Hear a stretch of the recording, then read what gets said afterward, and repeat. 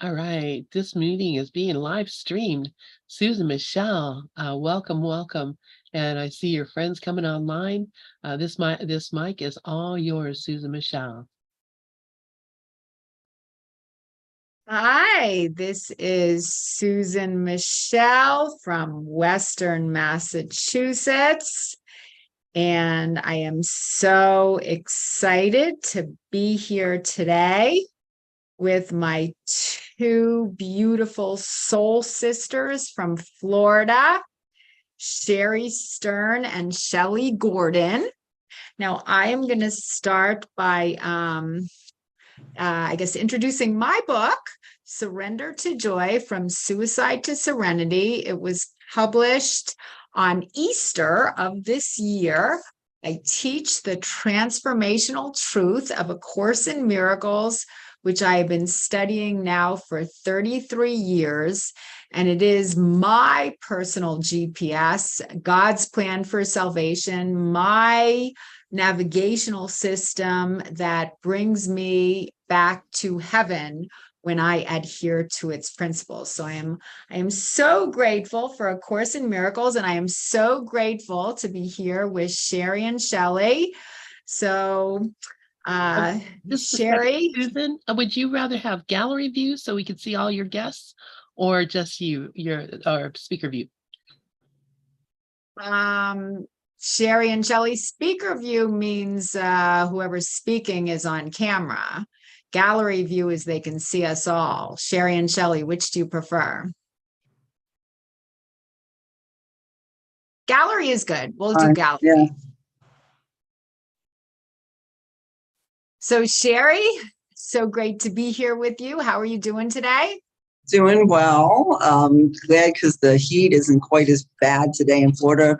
Actually, we've gotten a little break from the humidity, and so that's a good thing. And it's nice and sunny out, and I'm just excited to connect with you girls. And it's always good. Like, we have our presence of God here with us and guiding us, and it's always good to connect all of us together and share. Yes, it is. And Shelley, how are you? Shelley, you need to unmute yourself. Can you hear me now? Yes.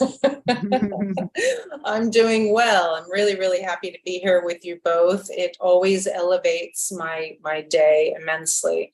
The conversations, the exploring, the dark side and bringing it all to the light. I find it one of the best support systems, and how we get to practice sharing our voice with the world. And it's a really nice community. I appreciate it. Happy to be here. Me too. It's good to be here with you girls. Yeah. Yeah, I think I've known both Sherry and Shelley for 30 years, and I brought Sherry to A Course in Miracles 20 something years ago. And then, well, Shelley, I've known you even longer. Shelley and I share the same metaphysical viewpoint. Like, we are both totally aligned. So I think just bringing the Christ consciousness together is just such an amazing high, natural high. We help each other stay plugged into our God socket. A Course in Miracles says, we cannot make it back to heaven alone. We need our brothers, our soul sisters, and A Course in Miracles calls it our brothers to help us get back to heaven. And it's so amazing when we can share here. So,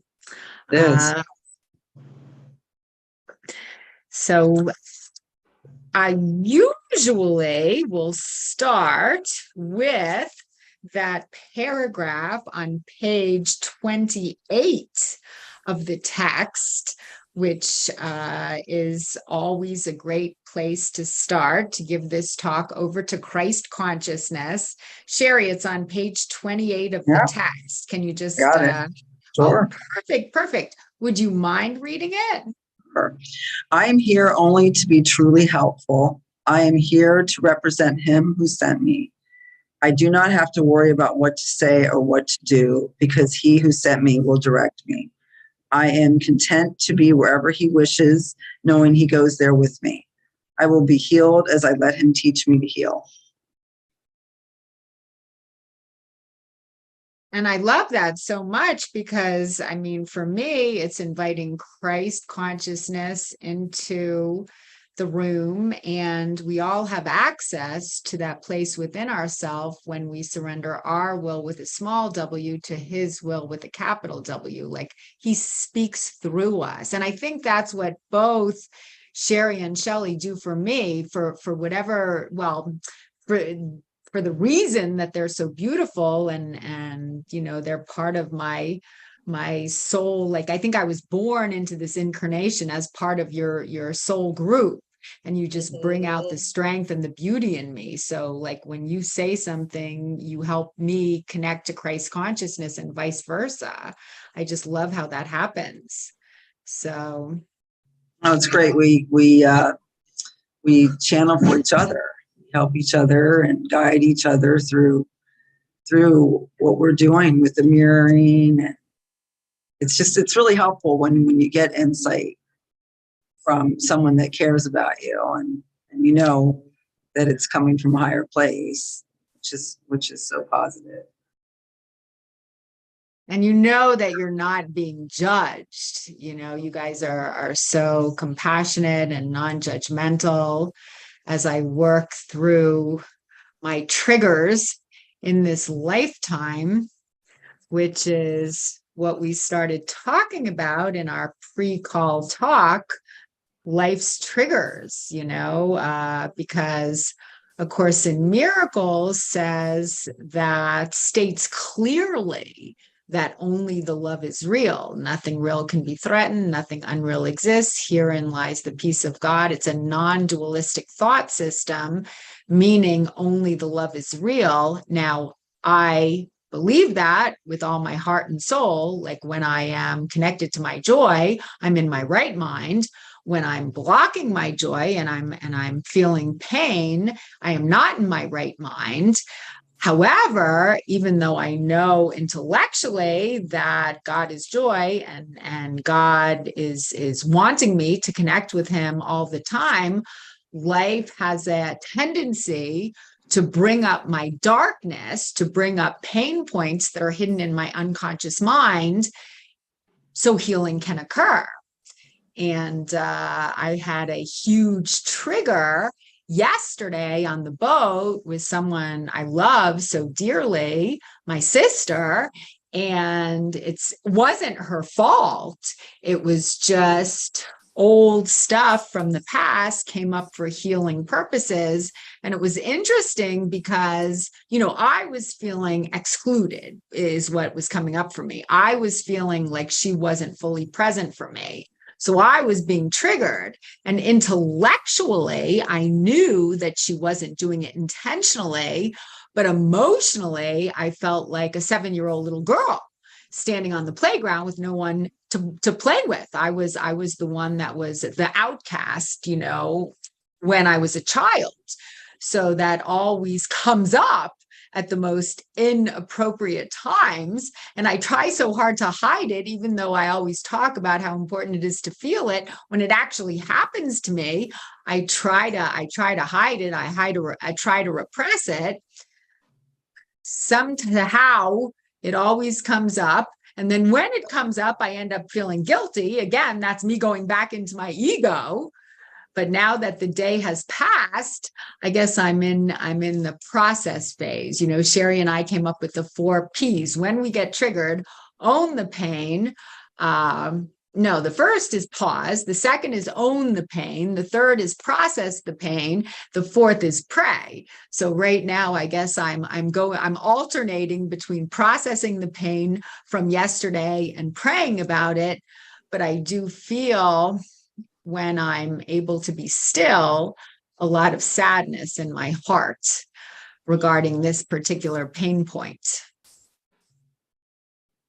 I can understand that. I go through that with my sister too, you know, just from different things that we experienced in childhood, and we had kind of always had a sibling rivalry. We had different strengths and weaknesses. So now we're much better at accepting each other, but we still go through that too. We have, certain things that get triggered, especially because, she was always so intellectual and I was always so intuitive. And so we had, different ways of getting to things. And, now I think we've like come to kind of a middle point. So it's easier to communicate, but we still go through things. So I can relate to that. And the best thing is to just keep talking and to keep communicating, because it eventually, does come out. It's just sometimes you don't know, like you get your feeling, you're overwhelmed, and, you don't want to say anything. It's going to hurt the other person. So, you kind of want to wait and try to understand it. But sometimes it's hard when you're in that moment, going through it, especially when you're, out having a nice day. You don't want to bring everything up, but yeah, you can't deny when it's coming up, because it's there. It's there. And I remember, Susan and I, we've always had a really beautiful communication. And to acknowledge you, Susan, the way that you understand how to communicate intuitively, I would say. I remember one time I upset you. There was something that I did, and I'm an Aries. I've been self-centered, a lot in my life. Not that I want to hurt anybody, but you don't realize what you're doing. You're just a kid, right? So one time you come to me and you're like, Shelley, you're like, I'm upset. I'm like, you're upset? I'm like, well, okay, talk to me. What are you upset about? Because I wasn't taking it personally. I just, I want to make peace. So you were just like, I'm upset. And you spoke it so beautifully, because you didn't point your finger at me at all. You just said, I feel upset. I feel hurt about this, and it was so easy for me to just say, I'm so sorry. Please forgive my apology. I never mean to hurt you. And I'll pay attention to that in the future. Thank you for pointing it out. And then it was done. It was just so simple, and the way you communicated just melted my heart. I'm just like, well, I'm sorry. I'll try to be better at that. Thank you. So you're really good at that, Susan. And it's so simple when we just honor our own feelings and just express them and get somebody else to feel empathy for what we're going through. And they know that it's not about them. It's it's about us. So I just wanted to acknowledge that. Thank you. Thank you. Well, it is important to share. You want to share your feelings and let the other person know like what you're going through, because you want that other person to understand. But sometimes, you don't know, you get triggered and you don't know exactly why. So you want to, you want to work on that. And I feel that, we have learned to take a step back. And I think that's the most important thing when you're in that situation. And it sounds like you did take a step back. And then you were able to, process it today. So that's the best thing, when you can take that step back and think about what it is that you're going through and understand it and ask for guidance in order to be able to figure it out. And I did do that. I prayed and I was asking God for help. I prayed prior to my time on the boat because I know that my sister can trigger me. Like I know that.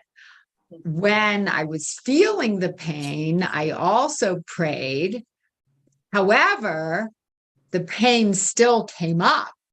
I thought when I prayed, that would help alleviate the pain. But I prayed, I gave it to God, and I still felt the pain. And the reason I'm laughing is because my husband knew exactly what was going on. And so at the end of the day, you know, when Joe and I laid down for bed, he like reaches his hand out and he says, okay, let's pray now. And I was mad at God. I was like, I'm not, and this really happened. I'm not praying to God. God didn't answer my prayer. I gave him the time on the boat with my sister. I gave him my pain when it came up, and he didn't answer my prayer. He didn't help me. I still felt the pain. And I went to bed. I refused to pray because I was mad at God. Now, I don't know what that means, but I guess I felt like when I prayed to God, he should like somehow take away my pain. I prayed to God, and I guess he answered my prayer because, you know, he is not this man sitting in heaven in a throne. You know, he's an energy force. He's a part of me. He's the part of me that knows what's best for me. So I'm thinking now, as I'm talking about it, that stepping into that pain and feeling the pain is probably the best thing. That's what I needed to step into in order to move through it. I don't think God takes away the pain. He just helps process the pain. Do you both agree with that? Because I don't know exactly how it works, but I do know sometimes I pray, I want God to take away my pain, and I want to be able to come at situations from a peaceful place. But then I find even after I pray, the pain's still there. And it's just difficult. It's painful. Pain is painful. It takes courage to step into the pain, and God doesn't take it away. It's just, I guess he walks through it with us, right? I agree. I do think he walks through it with us and wants us to understand it and solve why it is that, you know, you go to that place when we get triggered. And, you know, it requires work to actually take a look at it. And it does require courage. Because it's the courage that helps us develop into who we are. It's the pressure on the coal that turns diamonds into diamonds. You know, without any kind of challenges, how would we find out who we are? You know, it's I remember a story one time I heard about the butterfly, and it's a really interesting story because I find the butterfly a perfect how can I say, presentation of life. And so when a butterfly goes into its cocoon phase, and when it's ready to come out and spread its wings, it has to work so hard, and it's painful for the butterfly to become a butterfly. But if somebody comes along and wants to help the butterfly and cuts open the cocoon before the butterfly actually works its way out, pushing all of the water into its wings so the wings grow, the butterfly will never develop its wings and it will never fly. So all of that work makes the wings grow. I feel like the work that we do is what makes our angel wings grow. And God is there rooting for us, holding us, carrying us while we endure our pain. That's my experience. That's a beautiful story. it is. That really love is. that story. That's the perfect story. And I've heard that story. And I love it. And it relates perfectly to what I'm experiencing right now. So God needed me to walk through my pain so I can develop my wings. I believe that. And also I think God only gives us what we're able to handle. So obviously I'm strong enough to, and I've experienced this pain point before. I mean, this particular pain point has to do with me feeling excluded, me feeling like an outsider, me feeling like, you know, I guess abandoned by the group, me feeling separate. I mean, that's ego. The ego feels separate. The ego feels alone. Like I know all this stuff intellectually, but I believe in order to heal it, it's not, you can't intellectualize your healing. You have to work your way through it emotionally to be able to transform it or transmute it. That's what Shelley, you were talking about also about just transmuting pain. And I think that's very empowering when we're able to do that. When we give our pain too to God, then God helps us work through it. You know, He's there, you know, with us as we're processing it and you know, shedding light on it too. Because intellectually, I did not project it onto my sister. I did not. I knew, I was very clear that it was coming from me. Nobody was doing anything to me. I knew that. It's still painful, but I think when you start attacking other people, then you just exacerbate whatever's happening and no healing takes place. But what I was able to do is intellectually, I knew it was coming from me. So when I did share with my sister, I did not blame her for what I was feeling. I just shared with her what I was feeling. And that, I guess that allowed her to show compassion and empathy for my process because I didn't project my pain onto her. I did not attack her. So it, aided in our healing, and I spoke to her for a couple hours today, and we spoke about it, and I felt a lot of sadness in my heart chakra, and I think that was very cathartic for me. I mean, I don't know if I fully stepped into the sadness. I wasn't, you know, crying. I love to cry. I just love to cry because I feel like crying is so cathartic, but I was able to feel it. And it was helpful and supportive for me to take responsibility, for me to identify, recognize, and own it. It sets you free. Yeah, it does. That's good. It's good that you were able to share with her today, and you were able to express it. And it sounds like she understood, and you had a good communication. It sounded like you had some nice breakthroughs.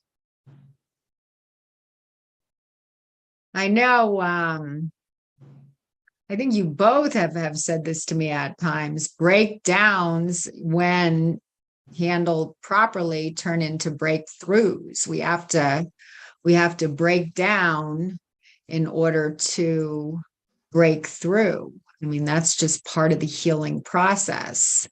My sister said that vulnerability takes courage. And A Course in Miracles talks about the invulnerability of God, because God is invulnerable. I believe that. But, you know, in these human bodies that we're experiencing here on this earthly plane, you know, vulnerability is part of my healing process.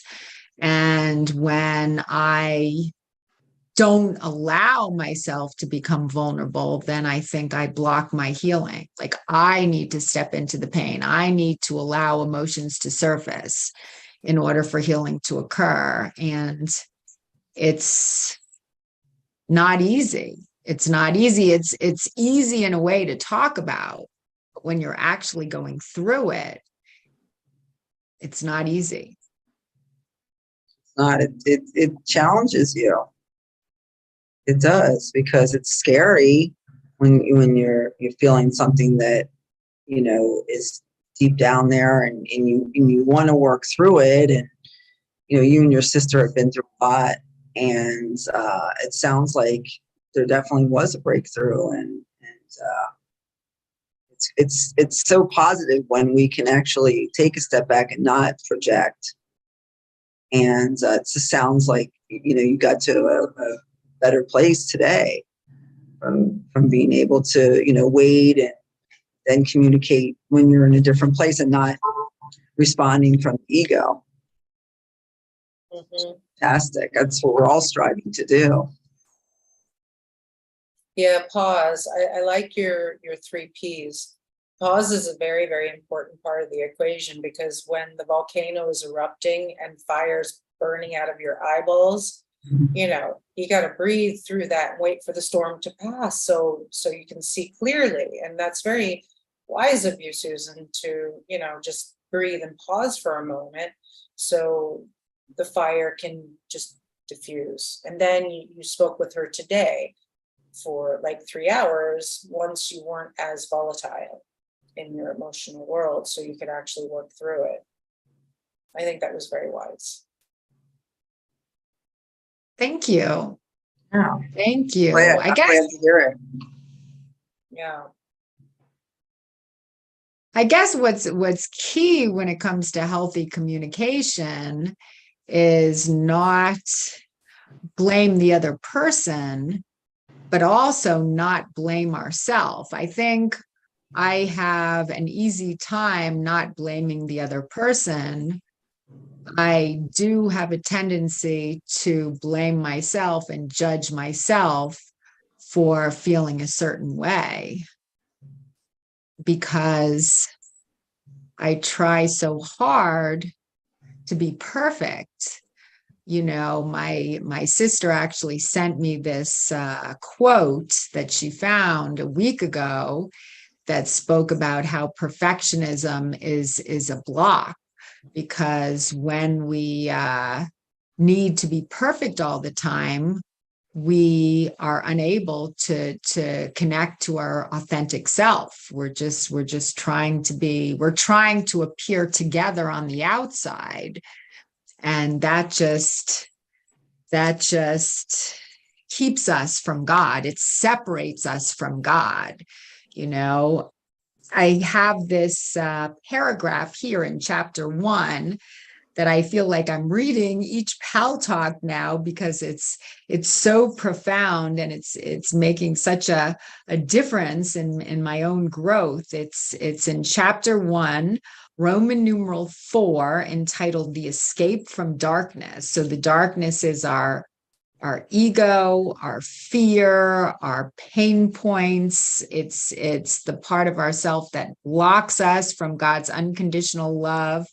But it's there. I think if no one is born enlightened, Jesus Christ was not born enlightened. Anyone that's born into this world has darkness to work through, because this world is a classroom. And so it says here, the escape from darkness involves 2 stages. First, the recognition that darkness cannot hide. This step usually entails fear. Second, the recognition that there is nothing you want to hide, even if you could. This step brings escape from fear. When you have become willing to hide nothing, you will not only be willing to enter into communion, but will also understand peace and joy. So what it's saying is that when we realize we're trying to appear together on the outside, I think we all are. When we realize that we can't hide our darkness, we get scared, like, oh my gosh, if my brother sees me as I really am, he's not going to want to be around me, because we feel like we kind of need to project a false front in order for other people to like us. But then when you go on to read the middle of this paragraph, even if I could hide the darkness, it wouldn't do me any good. And I really don't want to. I want to bring it up so I can be released from it, and I can clear my channel, and I can connect with God on a deeper level. Right? Mhm. Yes, Well put. Thank you. I agree. Because when we spend all our time trying to appear perfect on the outside, we have a tendency to neglect the inside. You know, I have my front tooth out now, which actually came up earlier today in my conversation with my sister. I say I just feel so not pretty with my front tooth missing, and I'm doing everything I can not to smile with teeth. I try to smile with a closed mouth and keep my lack of the gap between my teeth hidden. And I said to Jackie, I feel so not pretty. And she said to me, well, this is something that you've dealt with your whole life. And I think it is, because I think when I was younger, you know, I was a scapegoat on the playground. I was bullied. I was an outcast. And then as I started to get older, I, you know, developed into an attractive young woman, and I felt like I could hide the internal with the external. But now I know that you can't do that. You can't hide the internal with the external. It just doesn't work like that. I had this interaction with someone I was working with. It was so interesting. She was obese. You know, she's obese, and she's about my height, 5'10", maybe 275, 300 pounds. Lovely, lovely lady. And she came into work. I work part-time at a nursing home right now. And she had this like really cool black outfit on. I mean, it really was a nice outfit. And I looked at her and I felt like, gosh, you know, I mean, she's a beautiful woman, and I just think she's so kind. But I just thought it must be difficult being so heavy, because I can't imagine being 300 pounds or 275 pounds. But I said, oh, you look nice today. That's a beautiful outfit. And she says to me, thank you. I feel great. She says, I just lost 100 pounds. I feel better than ever. And I said, oh, are you still trying to lose any more? She says, well, not really. I'm not dieting. We'll see how it goes, but I feel great. I feel better than ever. So here I am, you know, judging this person, but that's not how she sees herself at all. She feels beautiful and wonderful. And that's the most important thing. And then you can look at, you know, a skinny mini, and they can feel very insecure. And so it's not what you look like on the outside. It's how you feel on the inside that radiates out to the world, right? Very much so. Yeah, it's all about the inward, because you know it's important. You know, we have to love ourselves and accept ourselves. You know, so that you know others can connect with us. And like you said, you know, when you're vulnerable, then people can feel that and they connect, because I think people want to be supportive if they understand how. But if you don't, you know, not able to, you know, communicate your feelings, then it's hard for other people to understand. So the Course in Miracles really helps. It really helps, like, to identify like where you're at in the process of it. And I'm grateful for that. Yeah, Course in Miracles definitely tells us to keep it real. And I think it's so important to be honest. I mean, I worked through a lot of that in New York City with you before, I got married. I remember I when we were going through different challenges, I don't even remember what they were anymore, but I remember, and again, this happened on the boat with me yesterday as well. I had my father who would always like shut down, and then my mother, she was like the opposite extreme. She would always like hold on too tight. So my dad would shut down and he would abandon me emotionally. My mother would just like, she was very needy. So she would like kind of hold on too tight. So sometimes when I get scared, I go to both extremes, and that happened on the boat yesterday with my sister. I felt like, A, abandoning her and just running the other way like my dad would do. B, I felt like just holding on to her so tight and not letting her get away from me, and that was my mother being very needy. But neither extreme allows for an intimate, relationship to occur between two people. An intimate relationship is about loving myself so I'm able to extend that love to the other person. A Course in Miracles teaches us how to have holy relationships with our brothers. It talks about starting with special relationships. Special relationships are relationships in a way that are put in our life to trigger wounds so they can be healed. And I mean, even in my marriage, it started out as a special relationship, and now we're transforming it into a holy relationship. But a relationship is not just about a romantic relationship. A relationship has to do with the relationship between any two people. But A Course in Miracles talks about transforming special relationships into holy relationships, into healthy relationships, into relationships that are based on love. But that love has to start from within. I can't give to you anything that I don't feel within myself, because at each and every moment, I have a choice. I can project my fear or I can extend God's love.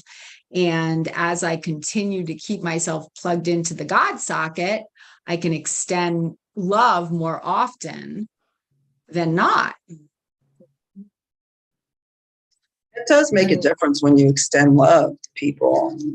Really listen, and you really want to be supportive, and you totally take in what they say, and you're present.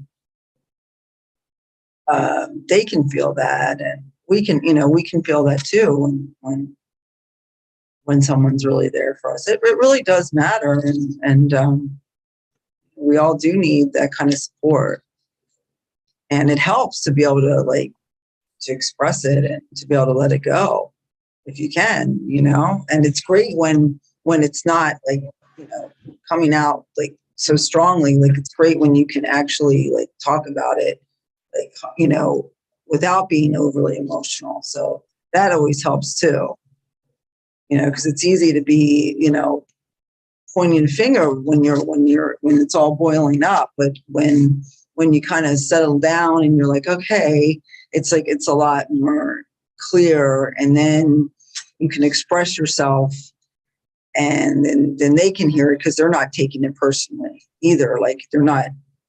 You're just able to say, okay, this is how, this made me feel.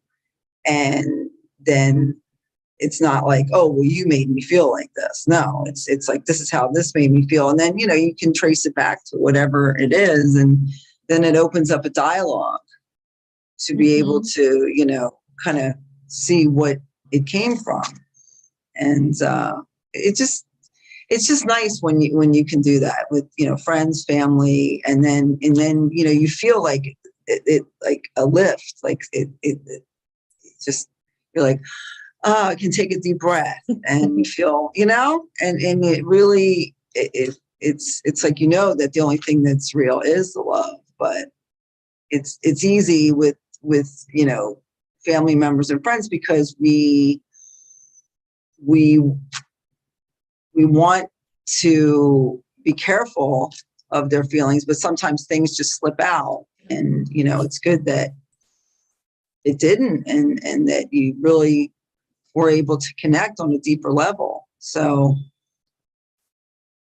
And then Shelley went on to say earlier too, something very wise, how no one can make us feel any way at all. Right, Shelley? Because that's so true. Correct. Yeah. So basically what we're sharing is that we're responsible of our own lives and our own feelings. And when we practice that enough to gain the awareness of that, then we're able to actually become stronger in applying it on a daily basis, because it really does take practice to manage our emotions and not explode, you know, and not hurt ourselves with that emotion. We've got to let it out one way or another. And sometimes it just comes out because it just has to come out one way or another. And sometimes it just comes out like, you know, big fat splat of, you know what, on the wall. But sometimes that's just the way it needs to come out.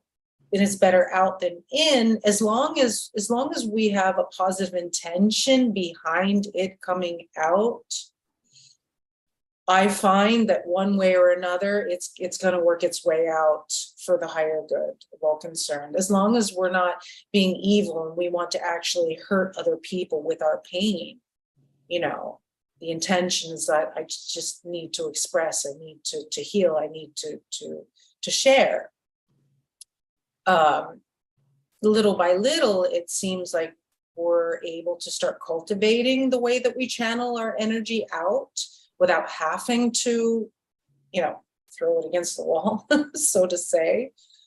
And I really honor your growth. I enjoy being a part of watching you mature and learn how to cultivate your expression, like you with your sister, you know, both of you with your sisters, to be able to take a pause, to actually have that strength to not just, you know, explode, and take a pause and breathe and revisit how you would like to communicate, revisit that it's your own responsibility, and take ownership of what's coming up, and then honor the one that's holding the mirror for us, to say, wow, okay, well, you know, this is my stuff, and we have the opportunity to heal together and work it out together, and be grateful for that person triggering us, you know, because they're an angel. How are we going to see ourselves unless somebody else comes along and holds the devil stick, saying, guess what you got inside of you, and I'm going to pull it out of you. That's love. You know, when we have those contracts with other beings, to pull out the hard stuff and hold that mirror for us, you know, to me, I'm like, I get goosebumps every time that I turn around and Rafa's triggering me left and right. And I'm like, that has nothing to do with him. You're taking your stuff out and you're fighting inside your own head. It has nothing to do with him. The argument's all in here. I'm like, oh my goodness. I'm like, Rafa must really love me, because I can be a real pain in the ass. And he'll stand there and he'll hold my beautiful spirit for me when I turn into the devil, because I get scared, and then it brings out anger, and then I turn into the devil in front of him, and he still loves me anyway. He's willing to sit there and help me work through it. I'm like, you know, you're an angel, butt, and you're one of my greatest teachers. Thank you, Rafa. I'll try to be nicer. I'll try to be kinder. I'll try to, you know, I'll better myself, because I love you enough to better myself. And that's what we're all doing. That's so beautiful. What It you is just said, beautiful. Shelley. It was so beautiful. I just felt tears come to my eyes, because, I mean, with my sister, I felt so guilty for allowing my fear to be seen, my triggers to be shown. I had a lot of guilt. And at the end of our time together, right before she left, she told me that she loved me. And I was like, wow, how can you love me when I'm revealing to you all this ugliness? Like, how can you love me? And I think it's so beautiful. I guess there's a part of me, if there's the external world is only a reflection of an internal condition, and she's loving me, there must be a part of myself that loves me despite all this stuff that's coming up, right? There must be a part of myself that loves me, that's like with me, that's fully present with me as I'm experiencing all this pain. And I'm grateful that she's able to stay with me despite my shortcomings, and I'm grateful that I'm finally able to be more present with myself as I'm working through this pain. Just like what Rafa reflected back to you, that he is loving you despite the fact that you're working through your pain. You're loving you despite the fact that you're working through your pain. That's beautiful.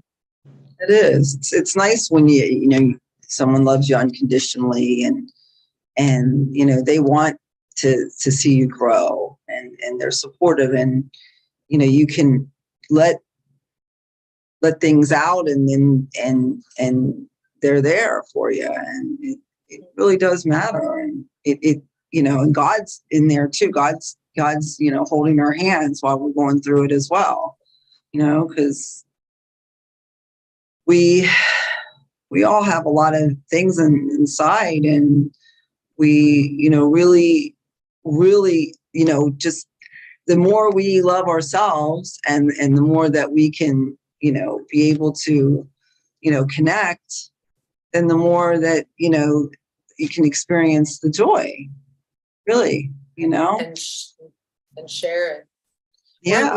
We're healing not just for ourselves, because each one of us that holds the candle, considering that we're all one universe together. And I one of the things that I've been remembering recently is that in the Buddhists teach this. Pema Chodron is one of the ones that's I've been listening to recently that shares this concept, is that there are different types of experiences, or I don't know how she calls them, but persona experience that we choose to live out. And one of the deepest ones is to be a balance of human and spirit, in the way that we're in it. How are we going to relate to other people's pain unless it cuts us? How do we know what it feels like to have a broken heart unless we've had one? How do we have empathy unless we feel their pain? And in order to guide people out of hell, you've got to have been there. Otherwise, you don't know where to find them. How do you know where hell is unless you've lived it? Right? And how do you know how to get out of it unless you've taken that pathway? So how can we help lead other people unless we know where they live and we know how to get out? And so all the pain that recently I've been receiving the messages is that this is a gift, Shelley. And this is an honor that the universe believes in me personally so strongly that it gives me this responsibility with honor. So I feel like a warrior, a light goddess warrior, that I'm over here doing it. And it gives me more strength to know that I'm not just doing it for me. There's a way bigger purpose for me, for you, for all three of us to have gone through what we've gone through and feel it, because how else can we help? I feel like you definitely, someone knows when you've gone through it, rather than just saying you've gone through it. They can feel like when you have true empathy. Yeah, completely.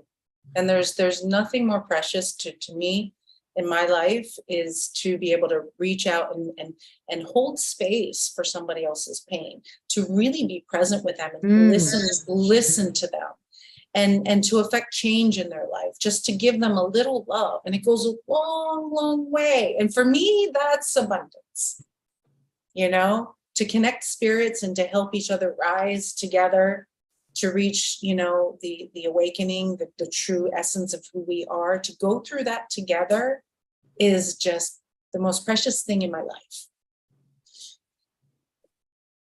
That's beautifully said. Brene Brown talks about empathy versus sympathy, and how empathy is about holding space for someone else to feel their feelings. You're not looking down on them. I mean, she has this little empathy versus sympathy video that I've played quite a few times in different seminars I've given. Sympathy is looking down on someone. Sympathy is feeling sorry for someone. When we sympathize with someone, we're actually feeling sorry for ourselves. I truly believe that. My father would always feel sorry for me, and it made me feel small. It made me feel separate. It made me feel weak and disconnected. And it was not coming from a loving place. What I've learned through my studies is to empathize with someone is to sit with them and hold space for them to feel whatever they're feeling. And by accepting their feeling, they're able to work their way to the other side of that feeling. Like, that's so important. I mean, it's just like the most important thing you can do for someone else, I think, is to validate whatever they're feeling, and it's not judging them. It's not trying to take away whatever they're feeling. You're not trying to take away their pain. You're just sitting with them with compassion, with love, and allowing them to feel whatever they're feeling so they can get to the other side of it. And I think it's healing for both parties. Like, when we can truly empathize with someone, it's healing for both parties. I mean, A Course in Miracles talks about empathy. A Course in Miracles says to empathize with someone is not to join them in their suffering. It's not about like suffering with them, but it's just understanding them and allowing them to sit with the pain, but only so they can transmute the pain and get to the joy on the other side of it. Well put. Exactly. Yeah. Yeah. It is nice to have someone sit with you and allow you to express yourself and not judge you and love you no matter what. I mean, that's beautiful. And we've all been there for each other like that, which is so empowering. And it's just so nice to have that support. It really is. And it does help you to heal, because it's knowing that, you can really be present and the other person can truly feel it, and it does. It's like we all are one. So it's so freeing to be able to have friends or family, or but like, let's say the three of us, that we can actually open up and be vulnerable and be naked in what we find are scary, ugly places, that you don't want to show people. But to be able to know that you're welcomed and invited and appreciated when you stand there naked and feeling really uncomfortable, but it feels so much less uncomfortable. It just almost feels like, oh, this is such a relief. It's like you can just like evacuate your system and just aerate it, and have friends there that they actually, it's empowering to everybody concerned when you can just let it be and be true, be honest, just get it out. you Yes. know, without Mhm. fear that somebody else is going to judge you, put you down, condemn you, or anything like that. They're like, wow, I can relate to that, you know, thank you for sharing. So it's a precious trust. I It guess is. yeah. I mean, for me, it boils down to me not judging myself. You know, I guess I will stop being afraid of being judged by other people when I stop judging myself. My father was very judgmental. So I've worked on forgiving him, and I think, and I'm still working on it. I'm not there yet because I still have pain points that were passed down to me from him. But as I continue to forgive him and work through those pain points, I find that I'm less judgmental, and the less judgmental I am, the less judgment is reflected back to me from other people. Like in the past, I found my sister to be very judgmental. Yesterday, I didn't find her to be the least bit judgmental. She was very compassionate and accepting of the feelings that I was working through. So I believe she was reflecting back to me the fact that I'm releasing some of my own judgment. I think that's how life works. The external world reflects back to us what we're dealing with internally. So the external world was reflecting back to me the fact that I'm not judging myself as harshly as I have in the past. And I'm grateful for that. Oh, I'm glad to hear that. That's so good. And Mhm. it's so nice, like, to see that, because that's a true reflection of the fact that, you've processed that. So that's great. I mean, it really sounds powerful what you and your sister went through, like, and you were able to see that. I'm glad. I'm happy. Mhm. It's good. That's seems like a beautiful milestone for you, Susan. Yeah. Because I know all you've gone through, and it's great when you can feel supported and know that she's understanding, and that you're being more compassionate to yourself. Mhm. Just I think good. that's what happens as we work through our issues. The support from the external world becomes more compassionate and more loving. Yeah. I mean, I'm a work in progress. I've had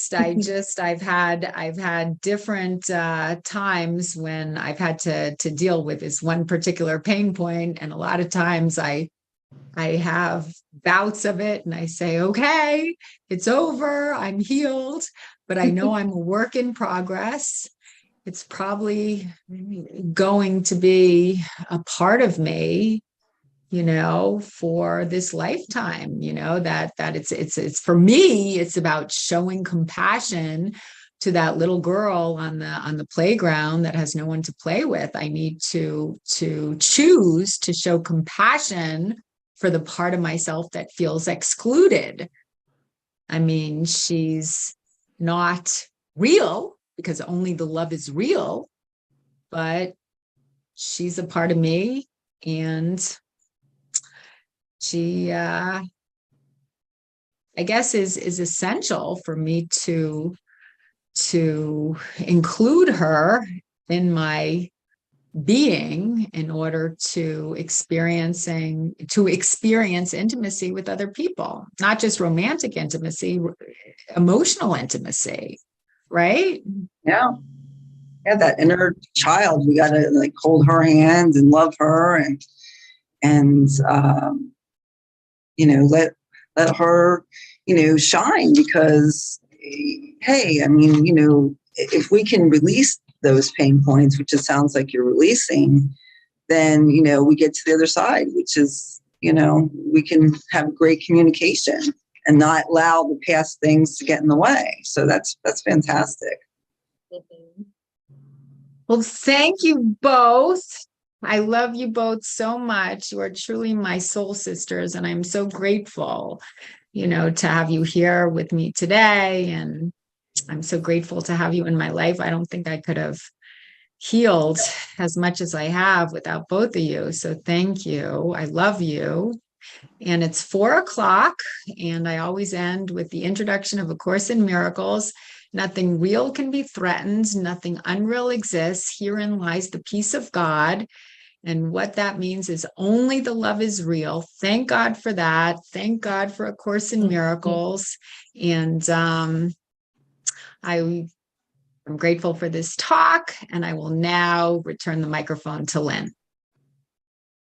Thank you so much, Susan, Michelle, and Sherry, and Shelley. So nice to meet you and to see you all. Look forward to seeing you again. Have a great week, and we'll